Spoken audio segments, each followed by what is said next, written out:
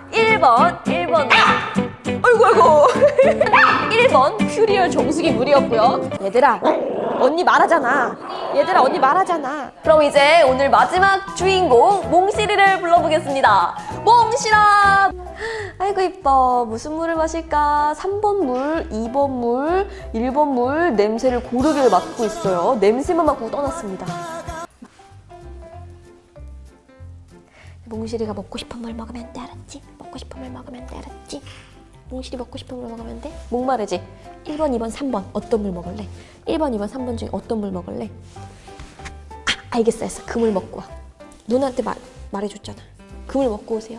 먹고 오세요. 옳지. 몽실이는 3번 생수를 맛있게 먹고 있습니다. 몽실이 생수 맛있었어? 잘했어.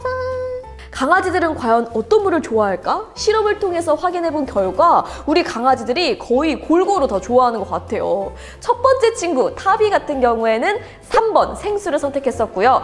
두 번째 우리 우디에 같은 경우에는 첫 번째 퓨리얼 정수기의 물을 선택했습니다. 그리고 마지막에 몽실이는 세 개를 다 탐색하다가 결국에는 3번 생수를 조금 마셨어요. 우디 오늘 맛있게 먹었어요? 강아지들은 신선한 물을 좋아한다고 하는데요. 오늘 우리가 준비한 세 종류의 물 모두가 신선해서 그런지 우리 강아지들이 명확한 결과를 내기에는 조금 어려움이 있었어요. 사실 반려동물들에게 어떤 물을 줘야 한다라는 부분은 아직까지 의학적으로 증명된 사실이 없다고 합니다. 하지만 저 퓨어생으로서 많은 전문가들과 해외 신문기사 등을 조사해본 결과 우리 반려동물들에게는 늘 신선한 물을 제공하는 게 가장 중요하다고 합니다.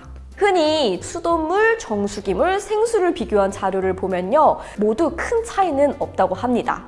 하지만 수돗물 같은 경우에는 깨끗은 하지만 이 배관에 따라서 수질의 차이가 조금씩은 있다고 해요. 물이 지나가는 그 배관이 노후화가 되면요. 녹이나 불순물이 포함될 수 있는 그런 위험이 있기도 하죠. 이 생수 같은 경우에는 모두 믿고 마실 수 있는 물이죠. 하지만 이 생수를 대량 구매해서 집에 쌓아두면은 공간도 차지하고 또 이 생수를 먹고 나면 그 페트병 쓰레기 있죠. 이 쓰레기가 생각보다 양이 어마무시하다고 합니다. 또 페트 생수 같은 경우에는 개봉 후에 세균이 번식할 수 있다는 위험이 있다는 정보 흔히 많이들 접해보셨죠? 정수를 한 깨끗한 물 그리고 미네랄을 섭취할 수 있는 정수기 물이 가장 반려동물들에게 적합하다고 합니다. 게다가 공간 차지도 적고 관리도 쉽고 가격까지 착하니까 이 여러 장점을 생각해봐도 2등인 것 같아요.